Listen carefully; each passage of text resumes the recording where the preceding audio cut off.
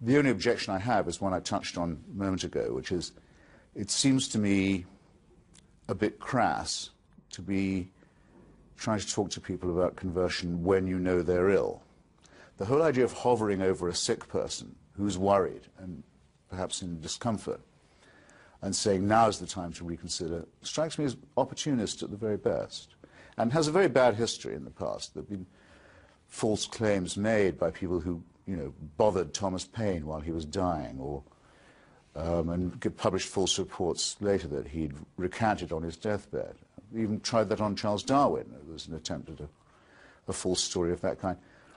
This, I think, is shameful, and to the extent that it reminds me of that, I resent it.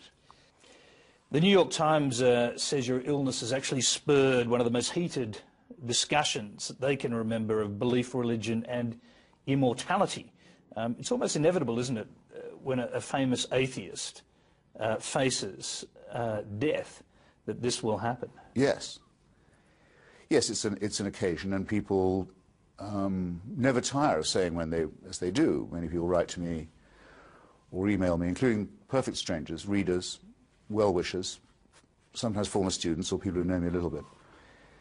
They all, one way or another, make the point that, okay, I won't pray for you, don't worry, or perhaps you don't mind if I do. They all do it as if they're doing it for the first time. It's rather touching. But as I say, the arguments about immortality, the supernatural, the last things, death, judgment, heaven and hell, are or are not valid, quite independently of my mental or physical state. And so there's something fishy to me in the suggestion that, okay, now that your system is breaking down, wouldn't it be a good moment for you to repudiate the convictions of a lifetime? Again, there's something about the underlying assumption there that I want to resist. But what I want to appeal to when I mention Shelley is the tradition of, and also to attack, to reproach to some extent, is a well-known tradition of nostalgia among ex-believers. I think probably the largest community in the world at the moment of former members of different churches, former or lapsed members. And it's very common to hear them say that though they had no choice but to abandon their faith and find their reason, that they feel the loss like a missing limb, like an absence of something fundamental. I suppose my first task, therefore, is to say to any such people who are here today, cheer up. The best such book that I know about was written by Michael Harrington, who some of you may remember. He was the author of The Other America, a wonderful study of poverty in this country that is credited with starting President Kennedy's war on poverty, President Johnson's, I mean to say war on poverty, but read by President Kennedy. He was a deeply devout ex-Catholic. He wrote a book called The Politics at God's Funeral, a reference that won't escape you, where he offered a sort of mourning for the departed. Agnosticism says, in a way, that the loss of God is a loss of comfort, of consolation. The agnosticism of many people maintains that belief, however, is optional at best. It may be unsupported by any facts, but it may not necessarily be inconsistent with them. And many, many humanists can be found to this day to say that they wish it were otherwise. In other words, that they wish it were true. They wish the foundations of faith could be found in reason or in evidence.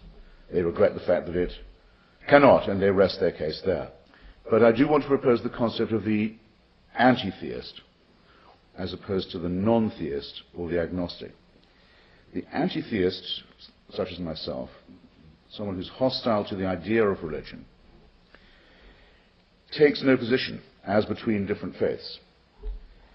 We maintain that the pluralism of faith, the extraordinary pluralism of faith and the schism within existing faiths, the number of churches all claiming to have, or if not churches, synagogues or mosques, or gurdwaras or temples, claiming to possess or open an avenue to the truth and competing with one another, is susceptible of a very simple explanation.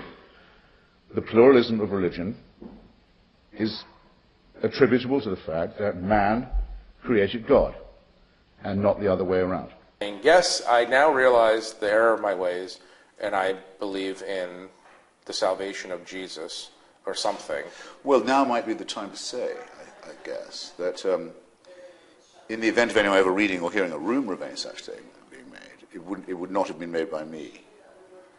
Are you actually worried about that? You're worried about people... the entity making such a remark might be, a raving, terrified